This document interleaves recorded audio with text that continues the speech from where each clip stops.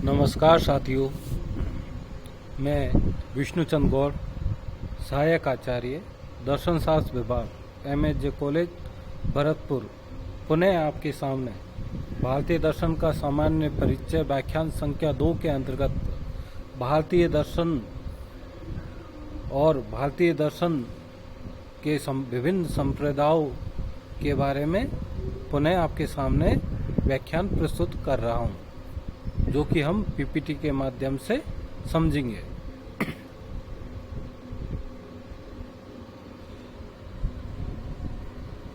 पूर्व व्याख्यान में भी हम दर्शन शास्त्र और फिलॉसफी दोनों शब्दों की व्युत्पत्ति पर चर्चा कर चुके हैं। पुनः भारतीय संस्कृत में दर्शन शब्द की व्युत्पत्ति पर विचार करें तो हम देखेंगे पाणिनीय व्याकरण के अनुसार दृश्य प्रेक्षणे अर्थात दृश्य धातु से ल्युट प्रत्यय जोड़ने से दर्शन शब्द व्युत्पन्न होता है, अर्थात दृश्यते अनेन इति दर्शनम, जिसके द्वारा यथार्थ तत्व को देखा जाए, जिसके द्वारा यथार्थ तत्व का साक्षात्कार किया जाए, जिसके द्वारा तत्व की साक्षात अनुभूति की जाए, उसी को दर्शन माना जाता है।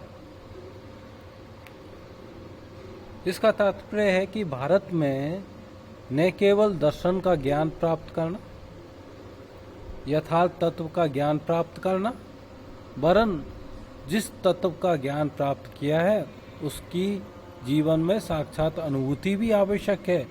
केवल कोरा ज्ञान ही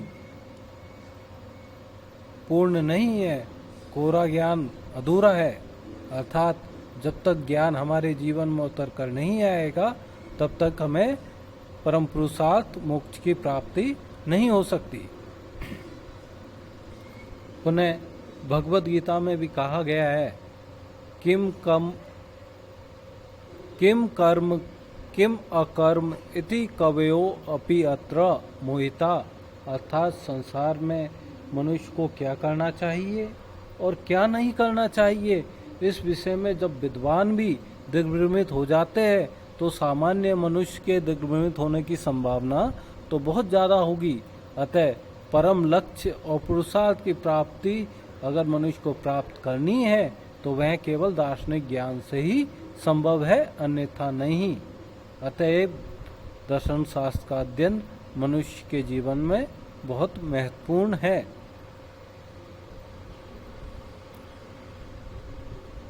जैसा कि हम पूर्व व्याख्यान में पाश्चात्य दर्शन और भारतीय दर्शन दोनों दर्शनों में दर्शन या फिलॉसफी शब्द की व्युत्पत्ति पर चर्चा कर चुके हैं।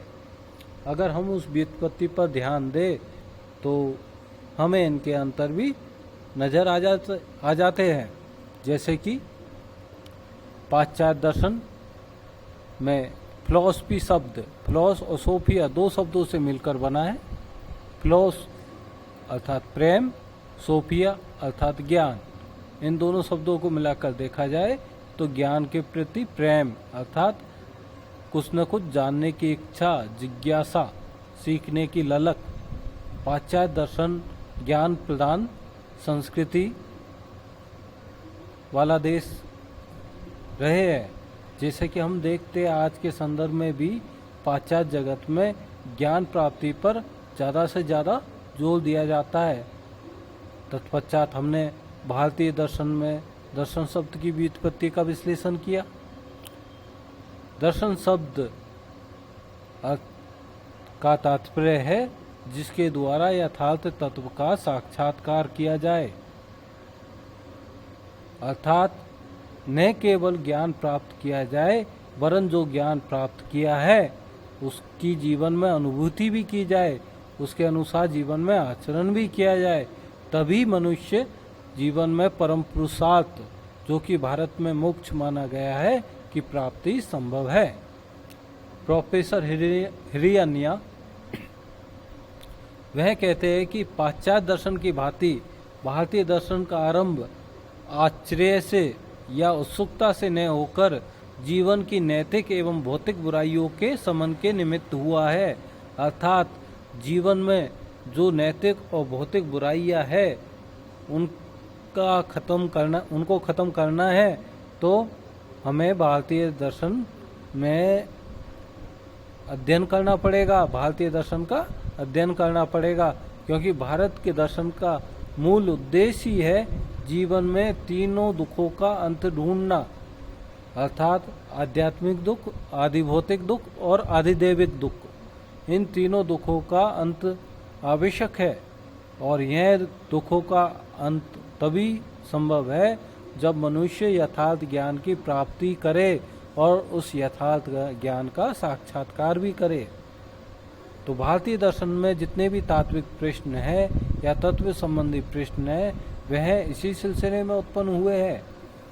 पुनः मैक्स मूलर ने भी कहा है कि भारत में दर्शन का अध्ययन मात्र ज्ञान प्राप्त करने के लिए नहीं, वरन जीवन के चरम उद्देश्य जो कि मोक्ष है की प्राप्ति हेतु किया जाता है, जिसके लिए मनुष्य इस जीवन में प्रयत्नशील रह सकता है।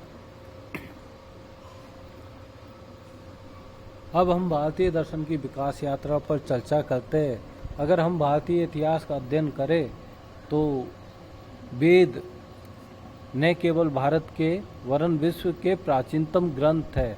यद्यपि वेदों की जो रचना आज हमें प्राप्त होती है वह बहुत समय बाद की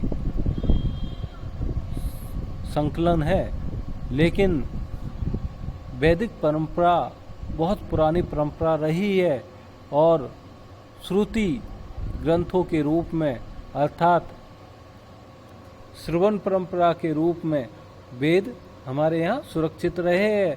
चूँकि हमारे प्राचीन काल में गुरुकुल शिक्षा पद्धति थी, लिखना या कागज पर मुद्रित करना यह काफ़ी समय बाद घटित हुआ है, लेकिन इससे पूर्व मनुष्य जब ज्ञान प्राप्त करता था तो वह गुरुकुल में जाकर अध्ययन करता था और गुरुकुल में ही एक गुरु से शिष्य के द्वारा पुनः अपने द्वितीय पीढ़ी के शिष्यों को शिक्षा दी जाती थी। अर्थात वैदिक परंपरा न केवल भारत की वरन विश्व की सबसे प्राचीन परंपरा है, जहाँ पर हमारे यहाँ इतना प्राचीन ज्ञान प्राप्त होता है। इससे सिद्ध होता है कि भारतीय संस्कृति विश्व की प्राचीनतम संस्कृति है। वेद, अब हम वेद पर चर्चा करते हैं। वेद कहते किसे? वेद विद धातु से उत्पन्न हुआ है, जिसका तात्पर्य है जानना अर्थात ज्ञान। वेद प्राचीनतम ऋषि मुनियों के द्वारा अर्जित ज्ञान है और वेदों को 4 भागों में बांटा जा सकता है: ऋग्वेद, यजुर्वेद, सामवेद, अथर्ववेद। मूलतः ये चारों ग्रंथ संहिता ग्रंथ है। मंत्रों के संग्रह को संहिता कहा जाता है। ऋक् संहिता, यजुर संहिता, साम संहिता, अथर्व संहिता। वेद तो संहिता, ब्राह्मण, आरण्यक, उपनिषद इन सबको मिलाकर कहा जाता है। ब्राह्मण ग्रंथ वैदिक कर्मकांड की व्याख्या करते हैं। आरण्यक ग्रंथ वैदिक संस्कृति, वैदिक जीवन पद्धति का जंगल में रहकर अध्ययन किया गया है। और उपनिषद के अंतर्गत भारतीय दर्शन या वैदिक दर्शन का सर्वप्रथम उभार हमें देखने को मिलता है। अर्थात अगर दर्शन सर्वप्रथम स्पष्ट रूप से भारतीय संस्कृति में नजर आते हैं तो वह उपनिषदों से ही प्रारंभ होते हैं। अर्थात भारतीय दर्शन का व्यवस्थित आरंभ उपनिषदों से माना जा सकता है। चूँकि उपनिषद वेदों के अंतिम भाग है, इसलिए उपनिषदों को वेदांत भी कहा जाता है और वेदांत दर्शन भारत का सबसे प्राचीनतम दर्शन भी है। शंकराचार्य ने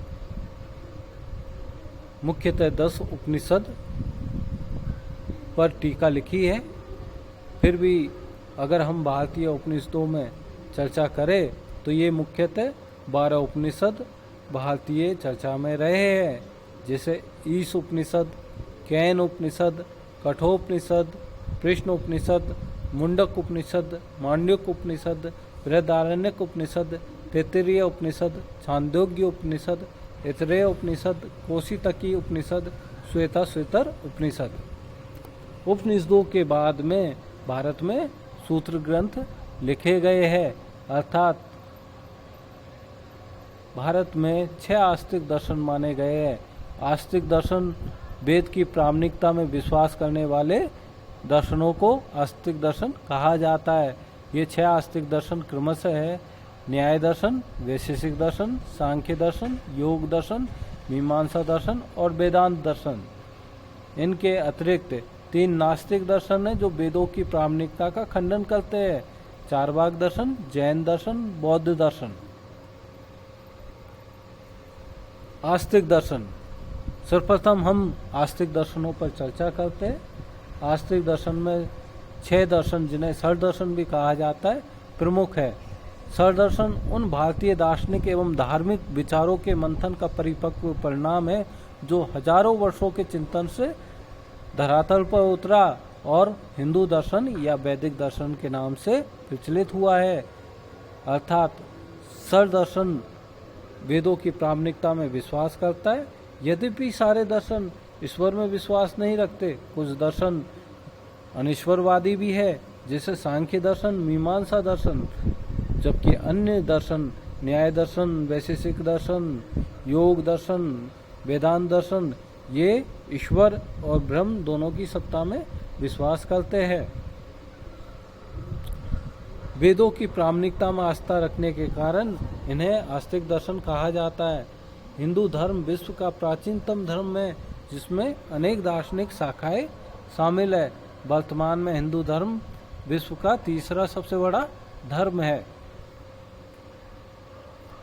पुनः हम नास्तिक दर्शन पर चर्चा करते हैं।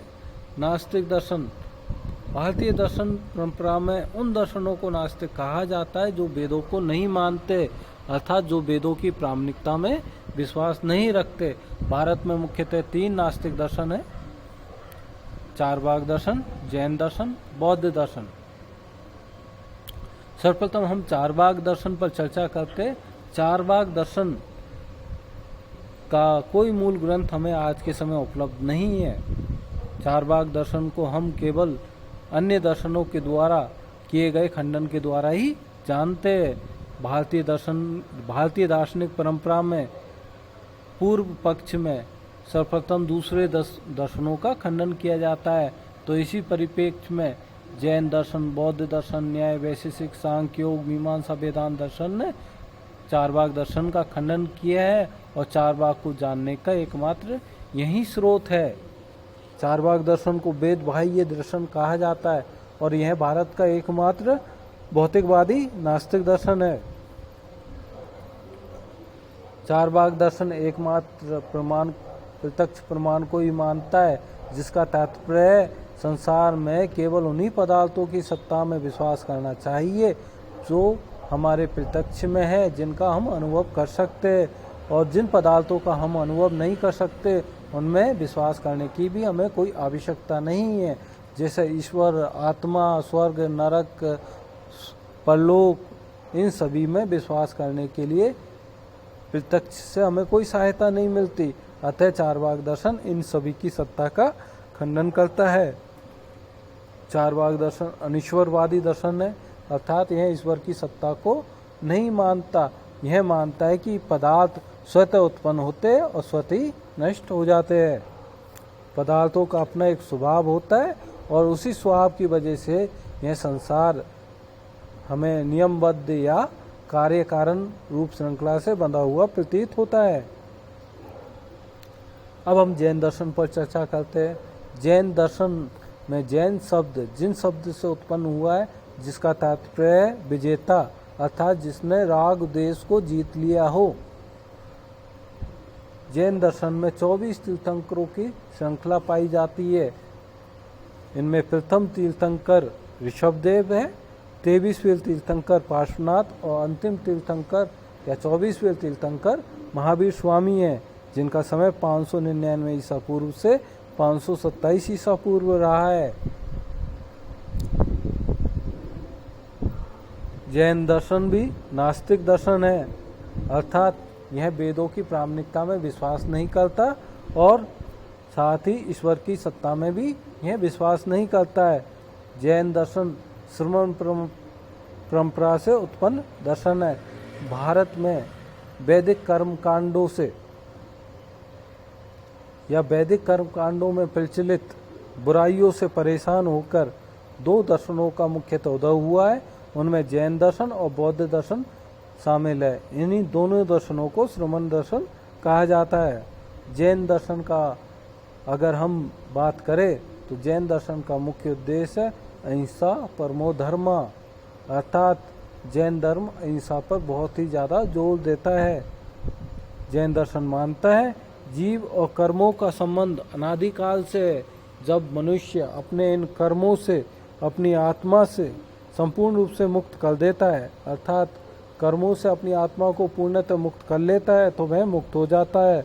मोक्ष प्राप्ति हेतु जैन दर्शन में त्रिरत्न की शिक्षा दी गई है। ये त्रिरत्न है सम्यक दर्शन, सम्यक ज्ञान, सम्यक चरित्र, अर्थात न केवल ज्ञान से वरन उस ज्ञान के प्रति आस्था और जीवन में उसका आचरण, इन तीनों से ही मनुष्य जीवन में मुक्ति प्राप्त कर सकता है। इनके बिना मुक्ति प्राप्त संभव नहीं है। और अंत में हम बौद्ध दर्शन की चर्चा करते हैं। भारत की श्रमण परंपरा से निकला धर्म और दर्शन। इसके संस्थापक महात्मा बुद्ध, शाक्य मुनि, गौतम माने जाते हैं, जिनका जन्म 563 ईसा पूर्व में हुआ था और मृत्यु 483 ईसा पूर्व में। बौद्ध धर्म मुख्यतः कर्म, ध्यान और प्रज्ञा पर जोर देता है, अर्थात जीवन में मनुष्य को कर्म करना चाहिए, ध्यान लगाना चाहिए और प्रज्ञा अर्थात हमेशा ज्ञान प्राप्ति पर जोर देना चाहिए। तो बौद्ध धर्म भी नास्तिक दर्शन है और वैदिक कर्म कांडों के, वैदिक बुराइयों के कारण बौद्ध धर्म का उदय हुआ। यह मानता है कि संसार में परिवर्तन ही एकमात्र सत्य है, अर्थात अगर कुछ संसार में सत्य है तो परिवर्तन ही एकमात्र सत्य है, जैसा कि पाश्चात्य दर्शन में हेरेक्लाइटस और वर्गसा ने माना है। अर्थ क्रिया कार्यत्व, अर्थात जब तक किसी में कुछ कार्य करने की क्षमता है तब तक ही वह सत्य है, अन्यथा असत्य है। बौद्ध दर्शन का एक प्रमुख सिद्धांत नैरात्यवाद भी है। इसके अंतर्गत यह माना जाता है कि इस विश्व में कोई भी स्थायी सत्ता नहीं है, न तो कोई आत्मा है न कोई स्थायी पदार्थ है। अगर विश्व में कुछ है तो वो केवल विज्ञानों का प्रवाह है, पंच स्कंद है। अब हम बौद्ध दर्शन की दो मुख्य शाखाओं पर चर्चा करते हैं। एक है हीनयान और दूसरा है महायान। हीनयान जैसे कि नाम से स्पष्ट है, यह मुक्ति का छोटा मार्ग है और स्वयं की मुक्ति पर जोर देता है। महायान अर्थात बड़ा यान, जिसमें न केवल मनुष्य स्वयं के जीवन पर वरन दूसरे के जीवन के लिए भी जोर, दूसरों के जीवन के कल्याण के लिए भी जोर देता है। हम ये देखते हैं कि महात्मा बुद्ध ने जब निर्वाण प्राप्त कर लिया तो वह न केवल अपने जीवन के प्रति सीमित नहीं रहे, वरन उन्होंने यह वचनबद्ध हुए कि जब तक संसार में एक भी प्राणी दुखी है तब तक मैं मुक्ति प्राप्त नहीं करूंगा और सभी मनुष्यों के कल्याण के लिए कार्य करता रहूंगा। अतः महायान धर्म का उदय हुआ और आज बौद्ध धर्म विश्व का चौथा सबसे बड़ा धर्म है। आपने इतना समय द्वितीय व्याख्यान के लिए दिया, उसका बहुत बहुत धन्यवाद।